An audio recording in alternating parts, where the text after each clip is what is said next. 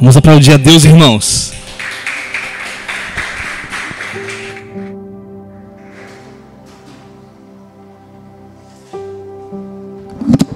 Tudo bem com vocês? Cansados ou descansados? Nós sabemos que a presença do Senhor, ela precisa ser desejada. Ela precisa ser almejada. Existe um texto que diz: buscar o Senhor enquanto se pode achar. Outro texto também fala: buscar-me-eis e me achareis quando me buscardes de todo, quando não mais houver competição no seu coração, quando não houver mais nenhum ídolo. Porque o ídolo não fala de coisas externas. É fácil você identificar um ídolo externo. Às vezes você fala: poxa, a pessoa está adorando uma imagem. Porém, aquela imagem não está somente no exterior dela, está no interior. Se você quebrar ela, mais para frente ela vai levantar outra. Porque não está fora, está dentro. E não é só questão de imagem, idolatria. Idolatria tem a ver com você depositar sua confiança total em outro, no dinheiro, na segurança bancária, no vereador, no prefeito, no presidente. É você ter sempre um plano B. Não, se der errado aqui, eu tenho a quem recorrer. Esse é um ídolo. Se der errado aqui, eu tenho alguém que vai ser a favor de mim. Mas tem coisas na nossa vida, meu irmão, falo por experiência própria, que não vai ter nenhum plano B para a gente se apoiar. Vai ter que ser você e Deus no vale da sombra da morte. Vai ter que ser você e Deus decidindo constantemente pela primeira opção, pela única opção. Lembra do dia que você decidiu servir a Deus, do dia que você confessou Ele, né? A confissão de fé não começa na Bíblia. A confissão de fé começa com Charles Finney. Nunca a Bíblia manda a gente fazer a confissão no final do culto: olha, eu estou aqui para aceitar Jesus. Então você fala assim: eu aceito Jesus como meu único, suficiente Salvador. Não, mas a Bíblia fala que se você disser e com o seu coração você crer, você será salvo. A confissão pública diante de Deus é quando você se batiza. Essa é uma confissão pública. E um sinal de comunhão com Deus não é o jejum. O jejum é algo espiritual, que tem o seu valor, que tem seu lugar. A oração é indispensável, o jejum é indispensável. Mas o sinal de comunhão plena com Deus é a ceia. É onde você come e bebe do Senhor, onde você participa com o Senhor e com os seus irmãos. A cruz, vertical e horizontal. Se não tiver esses dois, se não amar ao Senhor e ao teu próximo como a ti mesmo, não existe evangelho. Não tem como também amar o próximo horizontal sem antes amar a Deus. Porque o que vai nos fazer amar o próximo é amar a Deus, né? Se tiver amando ao Senhor, ao Deus certo, com certeza você vai amar o seu próximo. Mas se estiver amando o Deus errado, o próximo pode ser um degrau, o próximo pode ser um objeto. Porque hoje as pessoas amam as coisas e desprezam as pessoas, né? Então o nosso evangelho precisa ser real, precisa ser verdadeiro. Porque no dia do grande juízo, você não vai prestar conta da sua mãe, do seu pai, do vereador, do político ladrão. Você não vai prestar conta do vizinho. Deus vai chegar diante de você e vai falar: e aí, meu camarada, o que você fez com o sacrifício que eu fiz por você? Aí talvez uns vão falar: Senhor, olha só minhas obras, olha, eu expulsei demônio em seu nome, eu fiz sinais e maravilhas em seu nome, eu dei dinheiro para a sua obra, eu dei cesta básica de caridade. E o Senhor vai falar: aparta-te de mim, porque eu não te conheço. Porque as suas obras não foram feitas em mim. As suas obras foram feitas com a intenção de buscar a glória dos homens, favor dos homens. Então, se o nosso coração, meu irmão, não for sincero e leal diante de Deus, nós estamos vivendo uma hipocrisia. E a palavra hipocrisia é aquele que atua como um ator, aquele que faz-se como um ator, aquele que é como alguém que age num teatro. Então, se não houver uma sinceridade diante de Deus, essa consciência, cara, Deus está me vendo agora, no meio dos meus amigos, como também no banheiro. Deus está me vendo aqui agora pregando para você, e também Deus está me vendo quando eu estou sozinho dirigindo no meu quarto, no meu carro. Então Ele vê todas as coisas. Você está participando do Big Brother celestial, e tem um que vê tudo, até as coisas de dentro que o homem não vê. Por que eu estou falando isso? Porque nós precisamos tratar do nosso coração, e eu quero ministrar um pouco sobre isso. Eu quero convidar você para participar dos cultos quartas. Nós começamos estudando a carta de Tiago, e nós desde o começo temos precisado, pelo ensino. São 4 anos que nós estamos aqui. Antes, quando era quinta-feira o culto, nós falamos sobre discipulado, nós falamos sobre finanças, nós falamos sobre evangelismo, nós falamos sobre tantos temas especiais e que são complementos dos cultos de domingo, dos grupos de convívio, são complementos de tantos outros eventos que nós sonhamos e já estamos realizando alguns deles. E esse culto tem sido especial, onde nós temos aplicado a palavra de Deus à nossa vida. A gente tem usado o método indutivo, onde nós observamos e depois... Quem está vindo? Quando você lê o texto, você observa.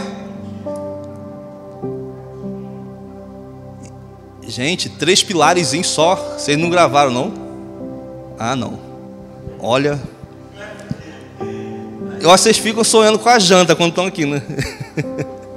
Me leva para jantar também, irmão. É tão boa a comida lá assim. Observar, interpretar e aplicar. Nunca mais esqueça, amém? Primeira coisa, observar, interpretar e aplicar. Se não houver uma interpretação da Bíblia, é só um conhecimento intelectual, mas o conhecimento tem que ser empírico. Ou seja, eu preciso provar da palavra, eu preciso me enquadrar na palavra, eu preciso cumprir a palavra. Se eu falo que amo a Deus, Jesus diz: aqueles que dizem que me amam, guardam os meus mandamentos. Está vendo como a gente está muito longe do evangelho verdadeiro? Porque não se fala mais nisso no domingo. É só que você vai ter uma vitória e sem compromisso nenhum com Deus. E quando chegar diante de Deus, talvez Ele vai falar: não te conheço. Você usou das minhas mãos, você usufruiu do meu poder, mas vocês não se tornaram os meus amigos. Em João 15,15 Jesus fala: vós sois meus amigos se fizerdes o que eu vos mando. Aquele que crê em mim, conforme diz as Escrituras, do seu interior fluirão rios de águas vivas. Então o convite de Deus para nós é viver o evangelho real, o evangelho prático. E isso está fora da moda. Claro que está. Porque é mais fácil fingir que está tudo bem. Mas existe um lugar em Deus que nós provamos dele. Não é um lugar legalista, em que eu me ensoberbeço buscando ao Senhor, em que eu olho para o outro com um olhar de superioridade, em que eu falo: olha, você não jejua, graças a Deus que eu não sou como esses publicanos. Lembra o fariseu? Eu jejuo 3 vezes por dia, por semana. Não é um lugar de legalismo, também não é um lugar de relativismo. Fala comigo, não é um lugar de legalismo e não é um lugar de relativismo. Ou seja, o relativismo é: a Bíblia não é absoluta, eu tenho minha verdade, eu busco a Deus do meu jeito. Eu não preciso pagar o dízimo, eu não preciso ofertar, eu não preciso me submeter à liderança, eu não preciso congregar, eu não preciso, eu busco a Deus na minha casa. Só que a intenção não é ter o seu dinheiro, a intenção não é que você esteja presente de corpo, A intenção não é que você se submeta cegamente a ninguém, porque tem isso também, tem os excessos, né? A pessoa que não admira o seu pai geralmente vai arrumar um Deus para ele, que às vezes é o líder espiritual, e ela coloca a vida dela na mão daquele homem, daquela mulher, e olha como eles se fossem perfeitos. Aí cai no engano da manipulação, do controle, em que você fica preso num sistema em que não tem vida de Deus. Não é isso, mas estou falando, se você crer conforme diz as Escrituras, meu irmão, é impossível a gente não beber da fonte, é impossível a gente não acordar feliz, ou melhor, alegre, porque a alegria é um fruto do Espírito. É impossível a gente não ter paz, porque a paz é um fruto do Espírito. É impossível a gente não ir evoluindo em nossa bondade, em nossa misericórdia, em nosso domínio próprio. Então esse é o convite do Senhor para mim e para você, para vivermos um evangelho verdadeiro. Amém? Você topa?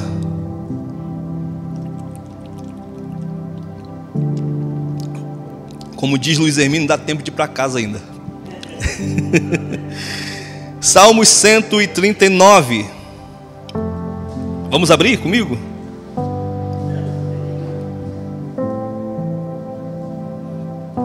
Xambaragassori andaralabalabalabaxai. Terebri andaragaxarararabaxandaralabalabashiri de andalagadalabas. Tu és digno de tudo, Jesus. Salmos 139, verso 23.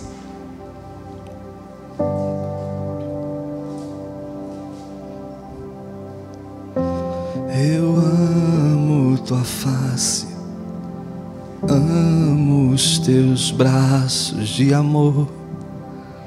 Sonda-me, ó Deus, e conhece o meu coração. Prova-me e conhece meus pensamentos. Vê se há em mim algum caminho mau e guia-me pelo caminho eterno. Repita comigo: sonda-me, ó Deus. Conhece o meu coração. Prova-me. Conhece os meus pensamentos. Vê se há em mim algum caminho mau e guia-me pelo caminho eterno. Esse é o nosso desejo, Pai. Fale aos nossos corações através da sua palavra, em nome de Jesus. Antes que eu esqueça, eu quero pedir aos irmãos que intercedam, continuem intercedendo pela vida da pastora Marisa, esposa do nosso querido pastor Luciano Oliveira. A gente não tem muitas notícias, até porque Luciano recebe muitas mensagens por dia, mas até onde nós sabemos, a Marisa está entubada, em coma, e ela já tinha feito a cirurgia lá atrás, porque teve um AVC, que depois acabou descobrindo que tinha um tumor, fez uma cirurgia, e parece que começou algum tratamento há pouco tempo, e deu uma complicação, e a igreja toda está intercedendo em diversos lugares do Brasil por ela.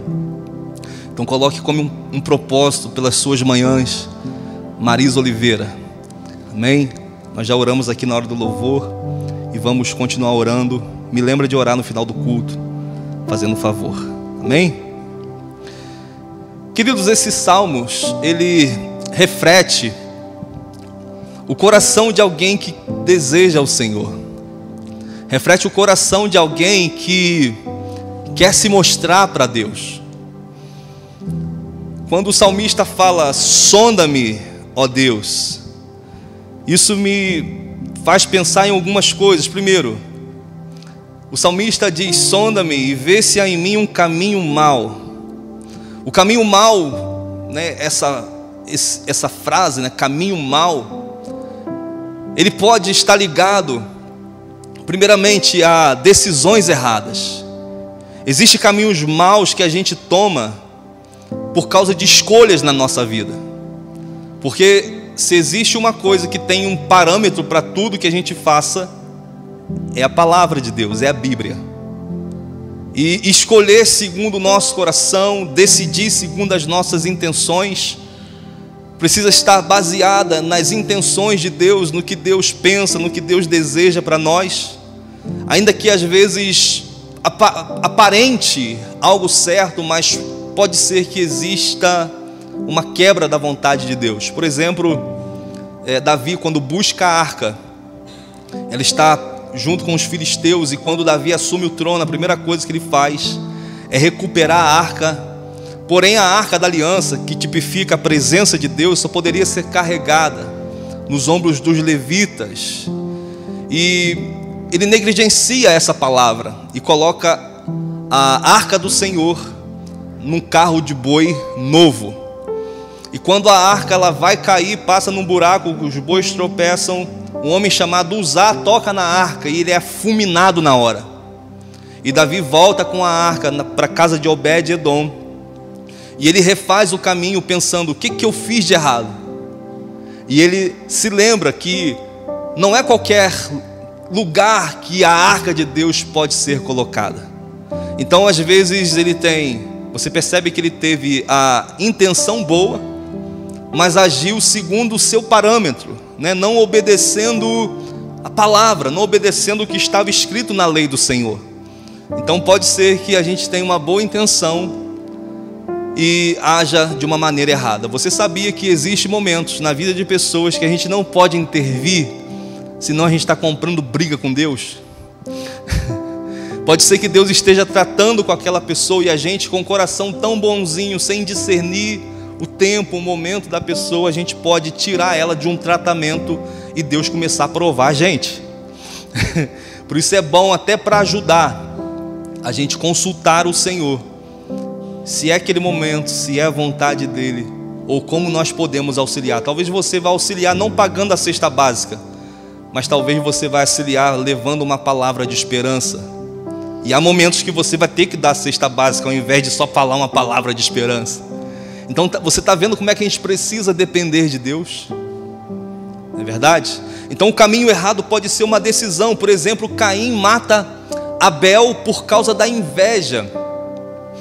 Deus pede um sacrifício e Caim prepara um, Abel prepara outro, e Deus se agrada de Caim, ou melhor, Deus se agrada de Abel e da sua oferta. Porém, Deus ainda, vendo as intenções de Caim, ele se apresenta para Caim. Ele fala: por que você está tão furioso? O Senhor perguntou para Caim: por que está tão transtornado?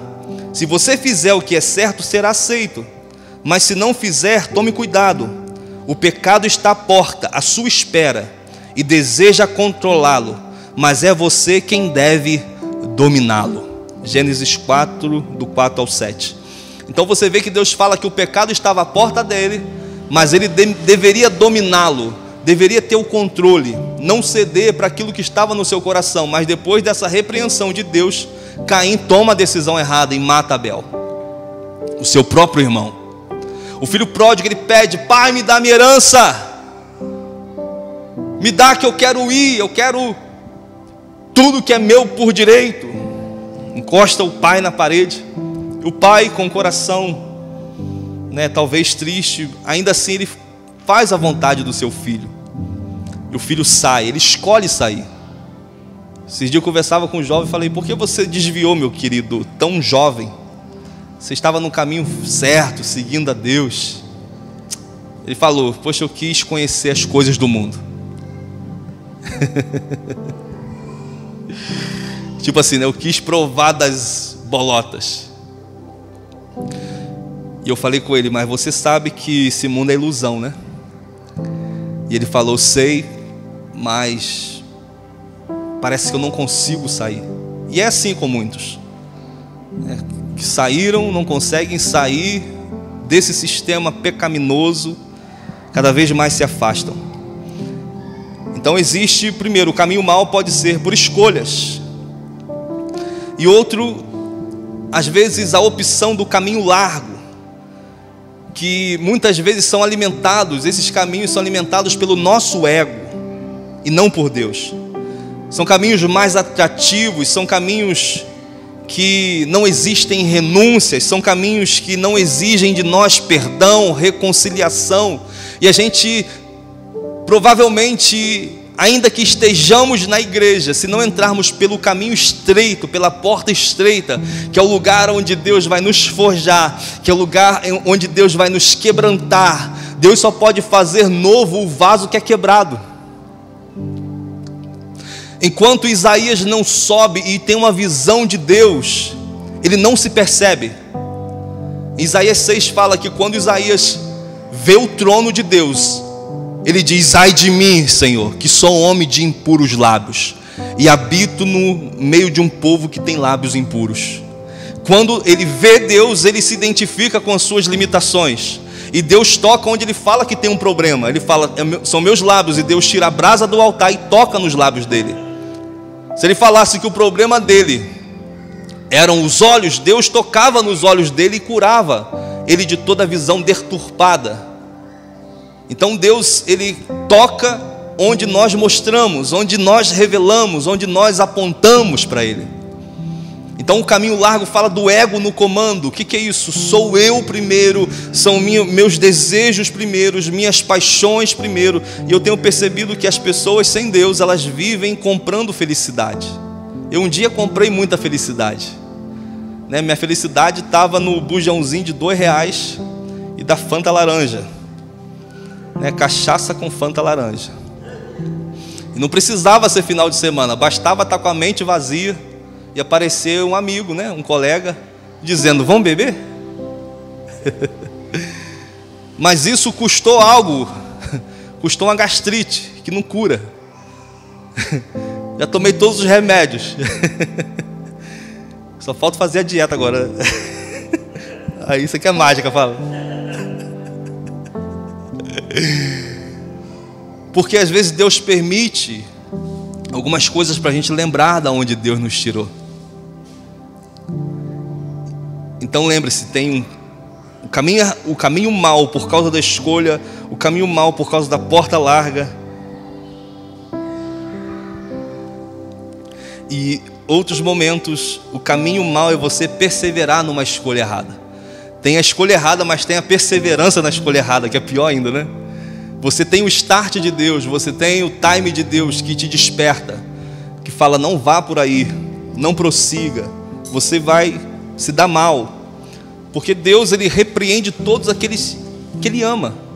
Hebreus 12 fala sobre isso. Se você está sem correção, vocês não são filhos, vocês são bastardos. Depois você lê Hebreus 12. Então todo filho que está sobre a obediência do pai está sobre a correção do pai. E a correção não é só você fez errado, ou você é mal, ou você... Não, a correção tem a ver com Deus te dar condição de você vencer aquilo que é mal. Não é porque você corrigir um filho porque ele fez errado, não significa que você está solucionando o problema. Você tem que ver por que ele fez errado. Talvez ele está pedindo: fique comigo mais tempo. Talvez ele está pedindo: passeie comigo. Talvez ele esteja pedindo: meu pai, cadê ele? Entende? É algo mais profundo do que aparenta ser. Então muitas vezes as coisas começam a dar errado e nós perseveramos nas coisas erradas. O filho pródigo, ele se afunda, gasta seu dinheiro, depois ele vai cuidar de porcos, e ele deseja se alimentar da comida dos porcos. Ou seja, já estava ruim, né? Agora querer comer a comida do porco está pior ainda, porque sempre depois do fundo do poço tem o fundo do fundo do poço. Depois do fundo do poço tem o fundo do fundo do fundo do fundo do poço.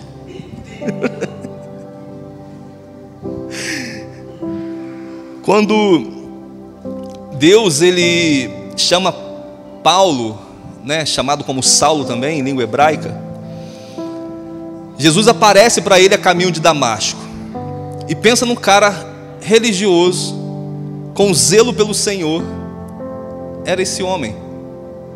Ele tinha a lei de Deus, ele conhecia os mandamentos, ele conhecia todas as vontades de Deus, porém, ele agia sem compreender as intenções, o motivo real do que o porquê daquilo que Deus pede para fazer.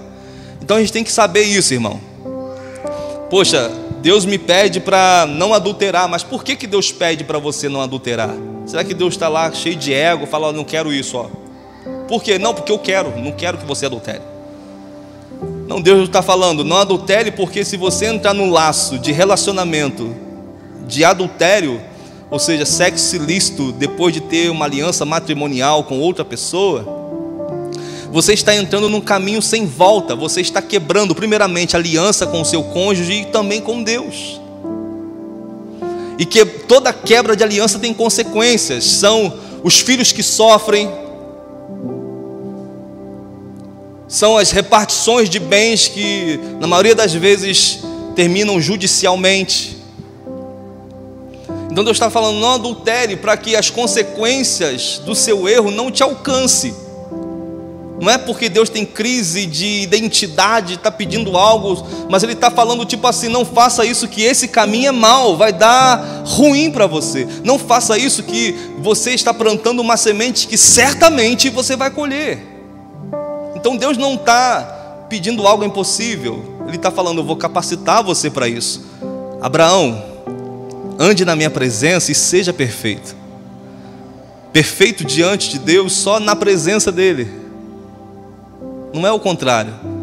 Eu vou melhorar para depois servir a Deus, ou eu vou largar isso para depois eu me consertar com Deus. Sem a presença dEle não existe conserto. É impossível o homem se tornar justo aos olhos de Deus sem o sangue de Jesus, sem se lançar completamente. Então quando Paulo ele está diante de Jesus, os olhos dele são tapados, ele é pego de uma cegueira, e logo em seguida Deus submete Paulo a um homem chamado Ananias. Deus fala, você vai até um homem chamado Ananias, ele vai orar por você, e depois você vai passar a ver. Agora eu te pergunto, por que Deus não faz ele ver logo em seguida? Por que Jesus não toca nos olhos dele logo após ele ficar cego e já receber a mensagem de Jesus? Por que ele tem que submeter Paulo a outro homem? Porque o reino de Deus fala disso, irmão. Submissão a Deus e submissão aos homens, submissão às pessoas, submissão àqueles que estão na caminhada, que tem algo para nos acrescentar, que são homens e mulheres de Deus, sobre os líderes. Tudo isso é fundamental para a nossa cura, para o nosso aprendizado, para a nossa caminhada. Amém?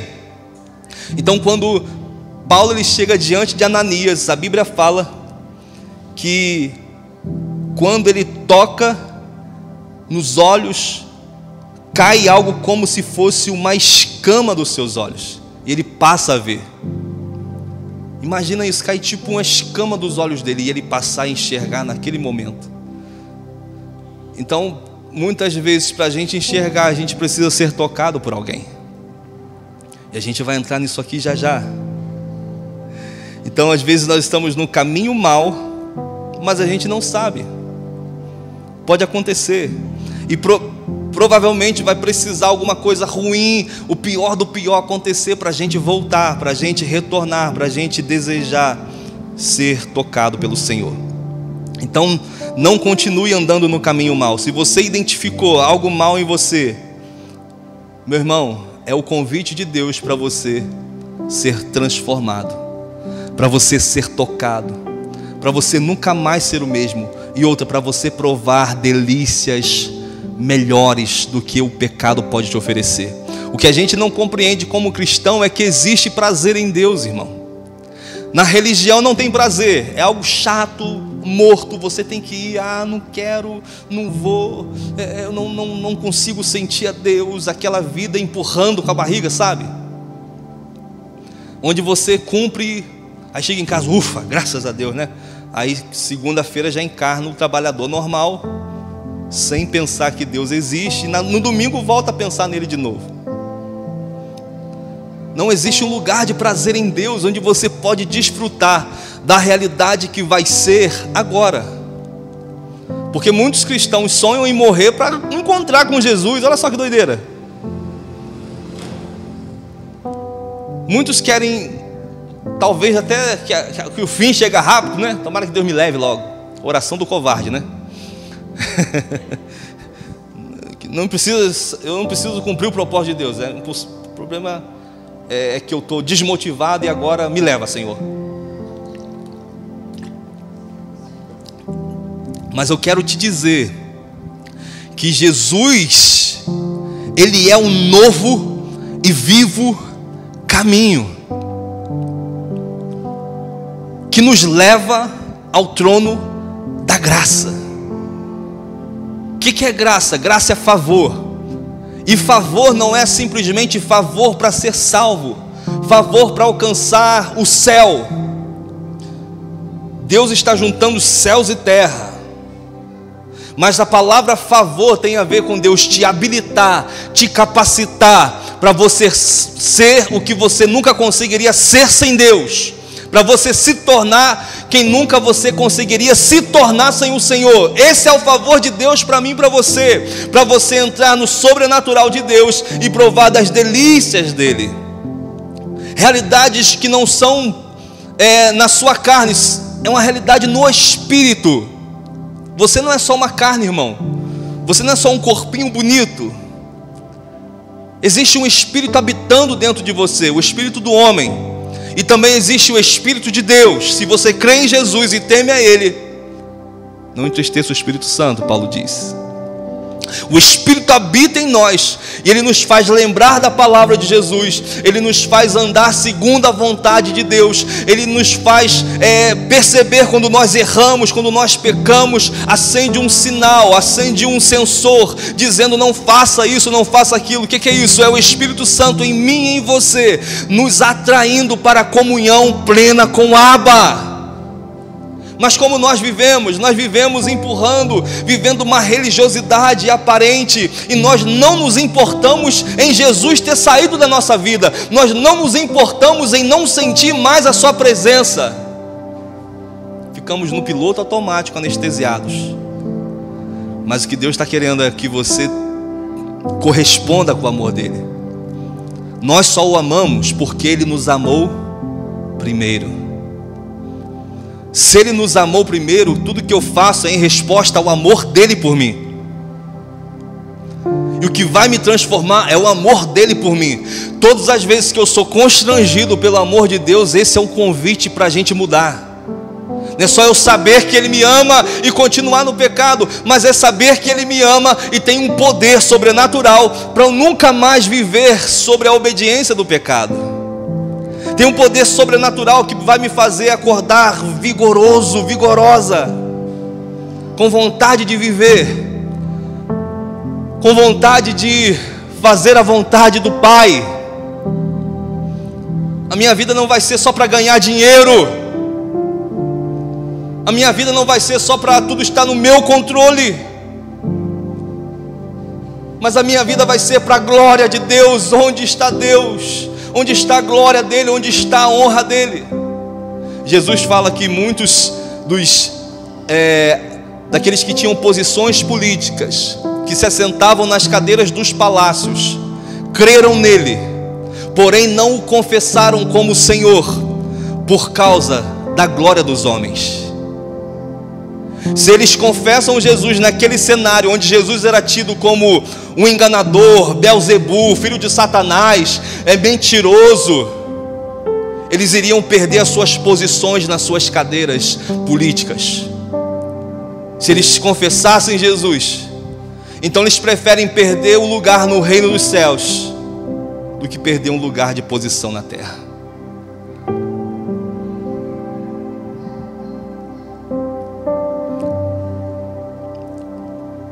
E nós às vezes estamos cedendo para isso. Então, a partir do momento que você tomar ciência, meu irmão, do caminho mau, se arrependa. Porque às vezes nós dizemos: Senhor, abençoe meu casamento, mas não me peça para mudar. Abençoe meus filhos, mas não me peça para ser mais presente. Abençoe meu trabalho, mas não me peça para trabalhar mais do que eu já trabalho. Nós queremos uma bênção, mas continuar agindo da mesma forma que estamos agindo. É mais ou menos: me ajude, me tire dessa dor, mas não me peça para mudar. Alivie minha dor, ore pelo sintoma, mas não me mostre a causa. E o que eu aprendo com esse texto? Primeira coisa, quando o salmista fala, sonda-me, repita comigo, sonda-me. Essa palavra no hebraico é a mesma coisa o sentido dela é a mesma coisa de como se fizesse uma endoscopia. Não sei se você já fez uma endoscopia, mas é enfiada uma sonda pela sua boca, que desce pela sua garganta. Eu já fiz umas 3 vezes, vou ver até mais. Só que todas as vezes que eu fiz, tomava um remedinho, uma pílulazinha, você ficava chapado aquilo. Na hora que você acordava, você não sabia onde estava, o que tinha acontecido, ficava meio grogue, precisava levar um acompanhante, né? Senão os caras saíam pela rua, perdido. Da última vez que eu fiz, deu um remedinho tão fraquinho, mas com a intenção mesmo de a pessoa ficar acordada. Aí o meio grogue, aquilo entrando na garganta, e a médica falou, agora você engole. Gente, com um tubo grosso na garganta, agora você engole, vê só. Aí você engole, né? Tá mandando, então engole. Parece que eu fiquei com aquele negócio aqui, ó, uns 7 dias. Parece que o cano estava agarrado ali. E o troço é horrível, né? Então a palavra sondar é isso, é investigar com profundidade. Então o salmista está falando, olha, sonda a minha vida com profundidade, sonda e vê se há em mim um caminho mau. Eu acho até que às vezes a gente perde, né, essa noção de que existe uma maldade em nós, e que a Bíblia fala que ela não foi de uma vez por toda vencida. A gente está se vencendo todos os dias. Se nós crucificarmos as nossas paixões com Cristo, em Cristo Jesus, essa é a solução. Mas se você concorda comigo, e se você é humilde para reconhecer, tem um monstro dentro de nós, que todos os dias luta para nos levar longe de Deus, que todos os dias luta para que a gente faça a nossa vontade, que a gente chute o balde, que a gente escancare o que a gente está sentindo e doa quem doer, não é verdade? Mas isso é um sintoma. A gente precisa encontrar a causa. O que me está transformando nesse monstro? Porque chega às vezes alguém, já chegou para mim uma avó com um neto nas drogas, por favor ore pelo meu neto, convida ele para ir na igreja. Mas ela quer curar a causa das drogas, ou melhor, o efeito, né, o sintoma. Ela quer curar o sintoma. Por que meu neto está nas drogas? Aí você vai observar, é algo muito mais profundo. Tem um lar destruído, um lar que não teve algo comum, que é a família nuclear. Cresce ali uma família disfuncional, e acaba faltando em algum momento o papel do pai por parte de alguém, e vai sendo negligenciado vários fatores, como fator relacional, fator social, convívio. E a igreja ajuda muito nisso, irmãos, né? Congregar, fazer parte da igreja ajuda muito nisso. Então negligencia tudo isso e acaba se botando a culpa no cara que agora se drogou. Mas quem vai querer corrigir o curso? Chegar para o filho, chegar para o neto e pedir perdão, eu pequei. Ou a mãe dizer, o pai dizer, eu pequei, eu me afastei de você, eu estava errado, eu causei isso, eu estou aqui para consertar. Sonda-me, Senhor. Aí ele vai dizer, conhece meu coração. Então, se o sondar é a sonda entrando, o conhecer meu coração é quando precisa fazer uma biópsia, né, que arranca parte daquilo que está ruim. Sonda o meu coração. Isso aprofunda o processo. Prova-me, sonda-me, conhece meu coração, prova-me. Essa palavra provar é o que? Faça um teste, Senhor. Me ajuda a fazer uma leitura inteligente dos meus sintomas. Me ajuda, Senhor, a descobrir a causa que eu entrei nesse caminho mal, a causa do meu casamento não dar certo, a causa do meu emocional estar abalado. Qual é a causa, Deus? Ajuda-me, prova-me. Se a gente pensar na provação como algo ruim, a gente vai sempre fugir dela. Mas toda vez que tem a febre, e você cura apenas a febre, né? Tô com febre, toma um dipirona, a febre não passa, aí você toma outro dipirona, aí a febre não passa, você continua chapando no dipirona, mas a febre está sinalizando que tem algo errado, a febre está denunciando, tem algo errado no seu corpo, tem uma infecção, tem algo que está fora do normal. Está entendendo? Então sonda-me, conhece-me, prova-me. Então passar pela prova, pelos dias de adversidade, pela peneira de Deus, pelas mãos de Deus nos moldando, isso é bom. Isso vai nos mostrar onde que está o mal. Eu ouvi um relato esses dias de uma criança que com 3 anos de idade, um garoto, né?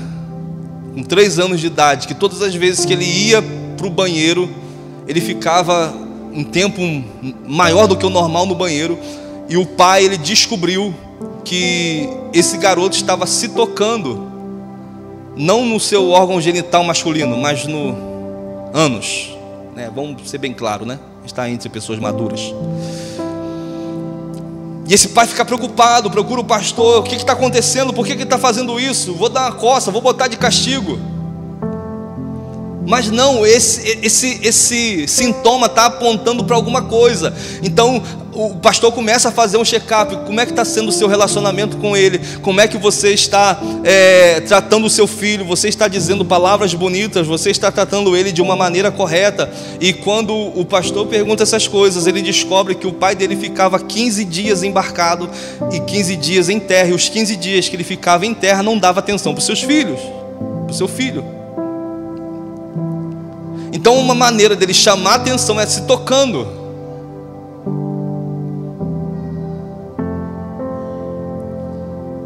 Então está vendo como é necessário a gente ter o reconhecimento dos sintomas, reconhecer o mal, reconhecer a dor.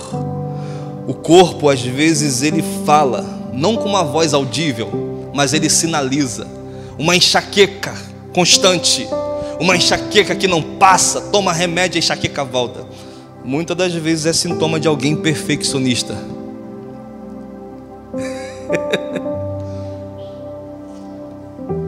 O que é perfeccionista?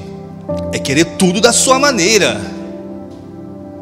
Se tirar o celular daqui, não é aqui, ó, um pouquinho para a direita, para a esquerda. É querer que tudo aconteça no meu tempo. Ninguém pode quebrar minhas regras. Na minha casa a toalha tem que ficar no varal. Se jogar na cama eu grito. Aí um cara chegou para o psicólogo. Ele falou: cara, eu tenho uma dor de cabeça. Ele começou a se aprofundar e descobriu que ele tinha vários sintomas de um perfeccionista. E pior, todo perfeccionista, se ele for religioso, ele pende para o legalismo. O legalismo, ferro e fogo. Tá aqui, ó. Você chegou no culto, ó, e não orou de joelho. Tá aqui, ó, escrito aqui na regra da igreja. Tem que orar pelo menos 3 minutos de joelho, sentar, abrir a Bíblia, ler o Salmo antes de cultuar. Aí o psicólogo falou com ele: o problema, eu já descobri o problema seu. O seu problema é que a sua auréola está muito apertada. Sua auréola está muito apertada, tem que afrouxar um pouco. Você está muito santo, muito anjo, né? Você quer tudo legalista, tudo, né, no seu devido lugar. Relaxa. Então o corpo ele dá sinais, irmãos. Falta de sono, preocupação demais. E às vezes vem as desculpas, ou então a culpa, né? É o diabo, é o Zé Pilintra, é o Satanás. Mas não. É a gente que é mal mesmo. É a gente que não quer ser tratado, é a gente que quer sempre passar o pano quente, é a gente que quer fazer o que a gente quer mesmo, né? E o problema da medicação é que ela às vezes anestesia ao invés de corrigir. Ela faz o sintoma passar e não a dor ser curada, e não a causa ser curada. E o grito da alma às vezes é depressão, solidão, ansiedade. Tem agora o burnout, né? Que é um esgotamento físico, ou melhor, emocional, que pende para o físico. Já conheci um pastor amigo de Campos que ele falou: quando eu tive burnout, eu tentava sair da cama e não conseguia, não tinha mais forças, acabou combustível. E está sendo mais normal do que nunca. Por quê? Esforço em situações que só Deus pode fazer. Trabalho na igreja, o ministério do bombeiro, tem que apagar incêndio, todo mundo. São meus filhinhos. Se Deus não edificar a casa, se o Senhor não edificar a casa, em vão trabalhos que a edificam. Então eu tenho tranquilidade, eu durmo, irmão, olha, Jesus do céu, para acordar é difícil, até à tarde, né, quando pode, Jesus, penso que é de noite já. Tem dia que eu acordo e falo: já é amanhã? Ah não, é 4 horas da tarde. E não tem Rivotril não. Eu te abençoo com sono, em nome de Jesus. Pega aí. Para quem tem muito, passa para o outro assim, joga para o outro. Aleluia. O quarto lugar é: conhece os meus pensamentos. No hebraico, essa palavra pensamentos é seraf, que vem de serafim, aquele que queima. Conhece os sentimentos que queimam dentro de mim. Conhece as vaidades, conhece os pensamentos errados, conhece tudo que está me afastando. Então a gente precisa de uma leitura inteligente. Tem uma questão dentro da psicologia que é chamado janela de Johari, que fala de algumas áreas da nossa vida para um autoconhecimento. Eu já falei aqui uma vez, né, sobre os temperamentos, colérico, sanguíneo, fleumático, melancólico, e tem uma junção também, alguns têm, quase todos, né? Às vezes herda só o ruim do outro, né? Ao invés de herdar a parte boa, herda a parte ruim, aí complica, né? Então a gente precisa se autoconhecer. Até na psicologia esses temperamentos já estão mais ultrapassados, mas é uma base, né, para a gente pegar e ter um autoconhecimento. Então dentro dessa janela, ele fala de uma área que é chamada de área iluminada ou área livre. O que é essa área na nossa vida? É o lugar em que todo mundo conhece a gente, todo mundo sabe quem a gente é, ou como a gente age, do que a gente gosta, né? As pessoas estão com acesso livre. A outra área é a área escondida ou desconhecida. A área escondida é a área que você vê, mas os outros não. É quando você observa algo em alguém, num ambiente, mas o outro não consegue observar. Mas também tem a área que é obscura, ou a área cega. A área obscura é: os outros veem algo de errado em você, mas você não consegue enxergar. Existe essa realidade em nós, em todos nós. Ou a auréola está apertada? Olha para suas costas e vê aí, conta quantos ossos tem aí sua coluna. Você consegue? Seu irmão consegue ver? Sim. Desse ângulo eu estou vendo o que você não está vendo. Você está vendo a porta aberta? Não, mas eu estou vendo. Da mesma maneira você está vendo algo que eu não estou vendo. Por isso que quando a Bíblia fala de igreja, está falando de comunhão dos santos. Aqueles que foram salvos pelo Senhor Jesus estão num processo de aperfeiçoamento, e vai ser até que Jesus volte, né? Lembre da ceia, quando a ceia fala: coma do pão, beba do cálice. Até quando? Até que participe da comunhão com Deus e da comunhão com o próximo, até que Ele venha. Não tem um jeito não, irmão. Vai ter que aguentar a gente, amém? Vai ter que aturar, não tem jeito. Aí, dentro dessa área, que é a área que eu vejo o que você não vê e você vê o que eu não vejo, existe um texto na Bíblia que fala para a gente suportar uns aos outros. Existe também o conselho de Paulo dizendo para a gente exortar uns aos outros no temor do Senhor. Então, na área que eu não estou vendo e você identifica, se você tem uma aliança comigo, você fala comigo. E eu tenho humildade suficiente para receber a sua palavra, que está vindo em amor, que está vindo banhada de misericórdia, que está vindo banhada de compaixão, amém? E isso vai acontecendo naturalmente no meio da igreja, no meio do convívio. Era para acontecer no meio do relacionamento entre os casais, entre a família. Mas é difícil a gente tocar nessas áreas, não é? Porque existe algo que acontece, nós não gostamos de mudança. Quem já mudou de casa aqui sabe, né? Como é bom mudar, não é? Tem que juntar as coisas, caixa de papelão, saber onde está cada peça, onde botou depois ninguém acha. Tem que saber da logística, se vai caber na viagem só, vai precisar de mais viagens e tudo. Então mudança dá trabalho, irmão. Mudança tem um custo. Mudar custa um preço. Esse evangelho açucarado que não cobra mudança, que não exige de nós um aperfeiçoamento, é uma piada. Não nos traz responsabilidade, também não nos traz autoridade. Porque nós só temos autoridade quando nós nos comprometemos.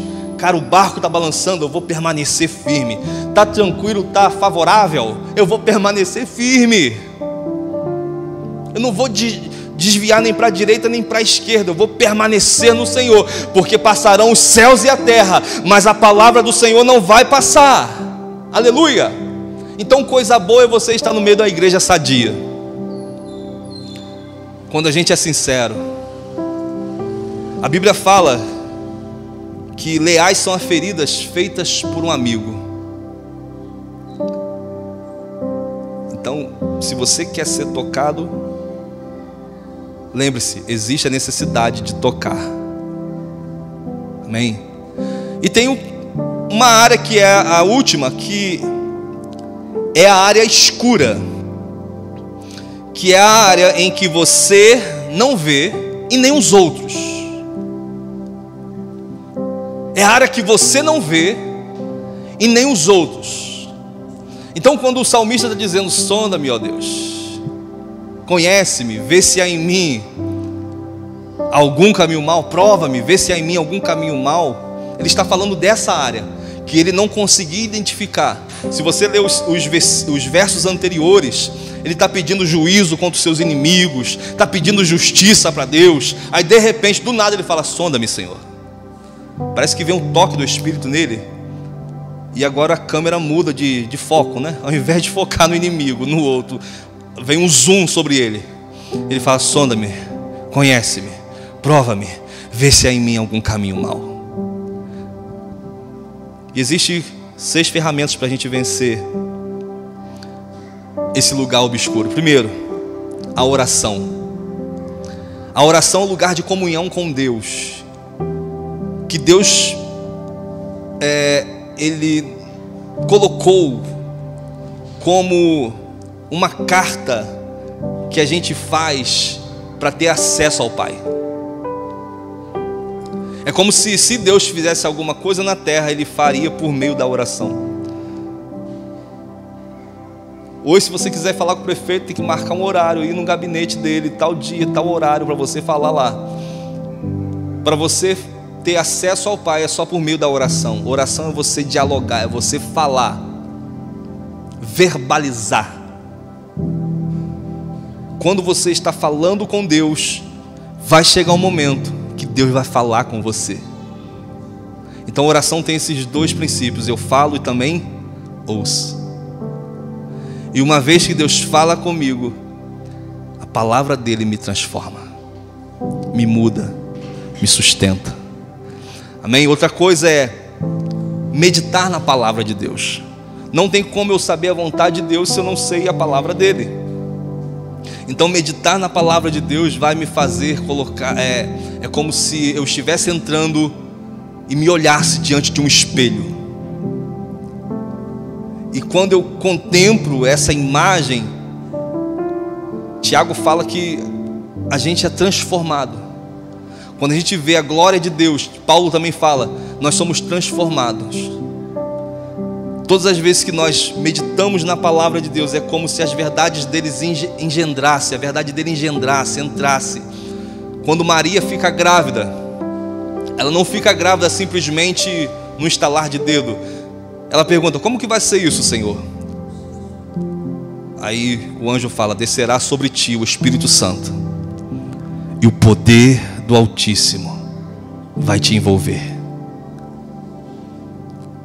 Então a palavra ela traz fé, a palavra ela traz conselhos.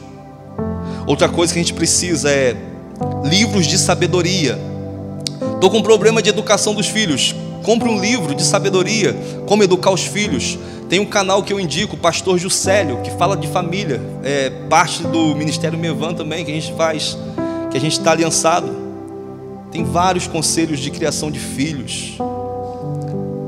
Então, use esses livros para você. Estou com problema no casamento.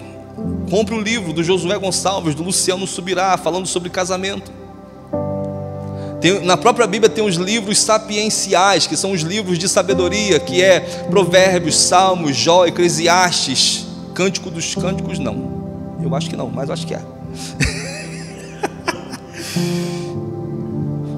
Outra, faça uma mesa redonda com o seu eu.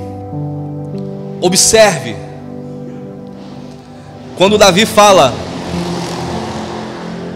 ó minha alma, porque está abatida, porque te perturbas dentro de mim. Davi está dando uma de louco, conversando com ele mesmo. Então você chega e fala, Luciano, por que você fez isso hoje? Por que você falou assim com a sua esposa? Você não deveria ter falado assim com ela. Do nada vai aparecer uma voz corrigindo você, trazendo convicção que você está errado, que você precisa mudar. Aí você chora, se arrepende, muda a rota. Porque só chorar e continuar na mesma rota, meu amor, vai fazer de você um chorão, só isso. Aleluia. Outra, tenham pessoas que lhe dê feedback.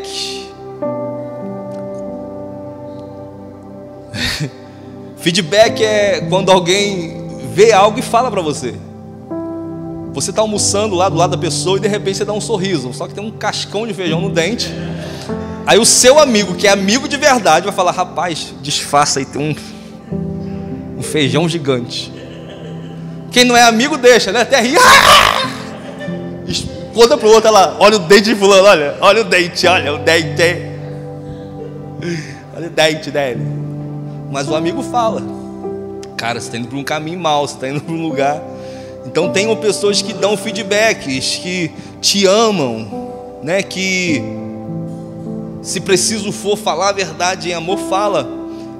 Provérbios 27:6. As feridas feitas por um amigo sincero são melhores do que os beijos de um inimigo. Tem uma frase que fala, se você não tem amigos para te corrigir, pague o inimigo para isso.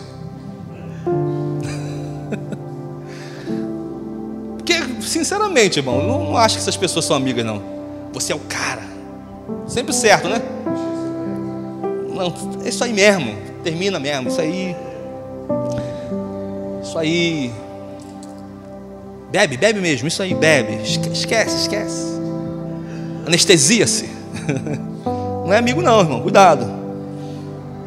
né? Então compartilhe suas áreas ocultas com as pessoas que lhe amam.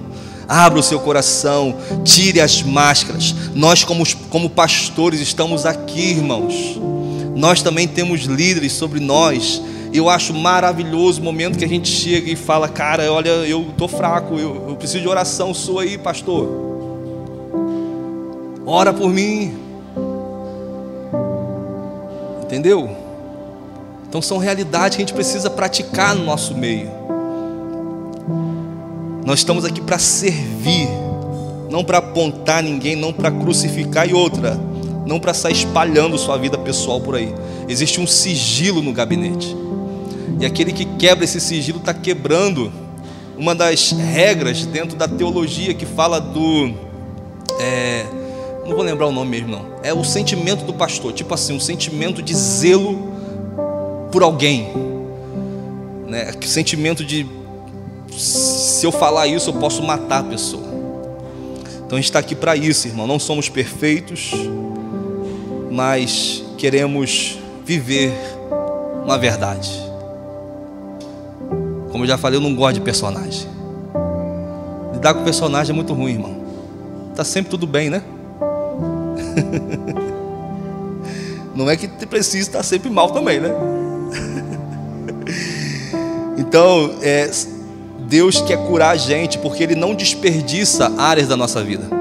No lugar da sua dor vai ser o lugar que mais Deus vai usar você. No lugar da sua derrota é o lugar que Deus vai trazer você para uma referência, que Deus vai te posicionar como alguém de referência na sua casa. Deus, cara, eu fico pasmado. A gente às vezes pula a genealogia, né, de Mateus, quando começa a falar fulano gerou cicrano, até chegar em Jesus, né? Na genealogia de Jesus entra Betseba, que foi a mulher que Davi roubou de Urias. Davi já tinha a mulher dele, pega a mulher do cara, bota o cara na linha de frente para ele morrer de propósito. Depois o filho dele morre, depois ele se casa com essa mulher, Betseba, e depois tem um filho, e da descendência dela vem Jesus. Raabe, a prostituta, quando Josué e Caleb estão espiando a terra, eles pedem para entrar na casa dela e se esconder dos inimigos, e ela recebe eles e pede que o Senhor abençoasse, que eles não esquecessem dela. E ela entra para a genealogia de Jesus. Raabe, meu Deus, a prostituta. E por aí vai, homens que, se a gente olhar, fala, esse aí, Davi, adúltero. Davi que teve a família assim, deformada. Absalão tentou tomar o seu reino. Tamar foi estuprada pelo seu irmão. E desse povo ruim vem o Salvador. Que Deus sempre recomeça, porque Ele é Deus sobre todas as coisas. Ele é Deus de recomeços. Ele é Deus que nos convida para mudar e nos sustenta nesse caminho. Ele é Deus que muda a nossa história. No lugar onde a gente foi criticado, no lugar onde a gente foi apontado, Deus tem dupla honra para você. Amém? Vamos ficar de pé.